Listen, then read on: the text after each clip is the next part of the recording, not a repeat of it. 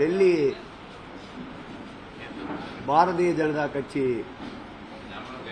பிரித்து கொடுத்த தொகுதி பங்கீட்டு பட்டியலை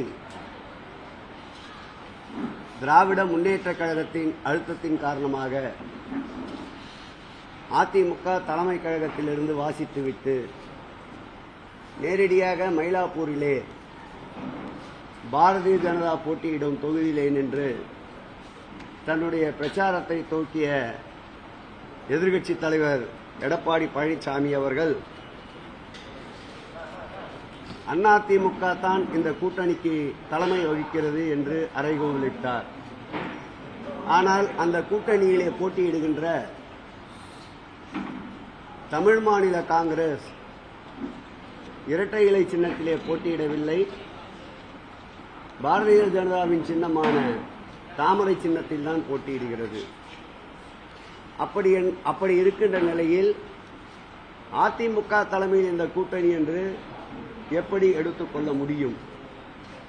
அதேபோல் ஆடு நடைகிறதே என்று ஓநாய் கவலைப்பட்டது போல் இந்த கூட்டணியில் தேர்தல் அங்கீகாரம் பெற்ற கட்சியை விட தேர்தல் அங்கீகாரம் இல்லாத கட்சிக்கு கூடுதல் இடங்களை ஒதுக்கிவிட்டதாக கூறியிருந்தார்.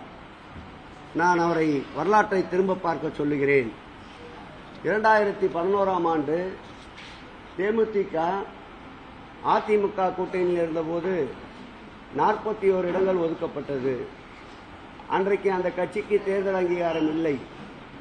ஆனால் அந்த கூட்டணியிலே இருந்த சிபிஐ, சிபிஎம் போன்ற கட்சிகளுக்கு தேர்தல் அங்கீகாரம் இருந்தது.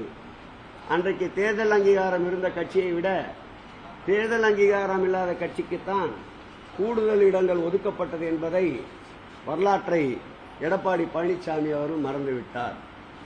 அதேபோல் சென்னையை பற்றி பேசுகின்ற பொழுது தண்ணீரில் தத்தளிப்பதாக சொன்னார். கடுமையான புயல், மழை, வெள்ளம் வந்தபோது வெளி உலகத்துக்கே வராதவர்.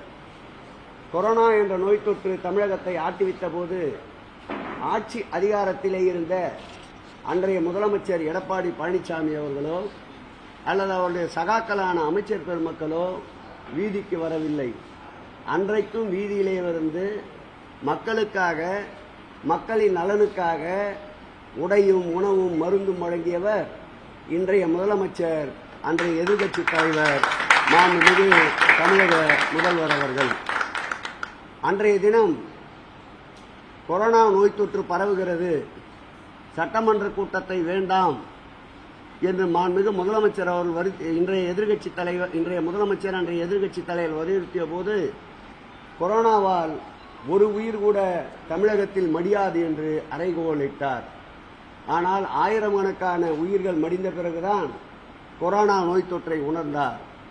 அந்த கொரோனா நோய் தொற்றிலிருந்து தமிழக மக்களை மீட்டவர் 2021ஆம் ஆண்டு ஆட்சிக்கட்டிலுக்கு வந்த பிறகு அந்த கொரோனா நோய் தொற்றின் போது தமிழக முதல்வர் 5000 ரூபாய் தர வேண்டும் என்று கோரிக்கை வைத்தபோது அதில் 1000 ரூபாய் கொடுத்து நழுவிய அன்றைய முதல்வர் எடப்பாடி பழனிசாமிக்கு பதில் சொல்லுகின்ற வகையில் ஆட்சி பொறுப்பை ஏற்றவுடன் 4000 ரூபாயை அனைத்து குடும்பங்களுக்கும் வழங்கிய பெருமை இன்றைய முதல்வர் மாண்புமிகு தமிழக முதல்வர் திராவிட மாடல் ஆட்சியின் நாயகன் அவர்களை சாரும். நேற்றைக்கு பேசுகின்ற பொழுது மாண்புமிகு எதிர்க்கட்சித் தலைவர் அவர்கள் தமிழ்நாட்டிலே, குறிப்பாக சென்னையிலே வளர்ச்சி திட்டப் பணிகள் எதுவும் பெரிதாக நடைபெறவில்லை என்று குறிப்பிட்டார். அரண்டவன் கண்ணுக்கு இருண்டதெல்லாம் பேய் என்பதை போல் எங்களுடைய ஆட்சி காலத்தில்தான் வடசென்னை வளர்ச்சி திட்டம் என்ற ஒரு உன்னதமான திட்டத்தை மாண்புமிகு தமிழக முதல்வர் கொண்டு வந்தார். அந்த திட்டத்தால் பாதுகாக்கப்பட்ட குடிநீர், சீரான கழிவுநீர் ஓட்டம், தடையில்லா மின்சாரம், பக்தவச்சலம் காலத்திலே கட்டப்பட்ட பள்ளி, மாதாவரத்திலே இருந்த பள்ளியை கூட இன்றைக்கு தனியார் பள்ளிக்கு அளவிற்கு தரமுயர்த்தி கட்டியிருக்கின்ற சூழல்.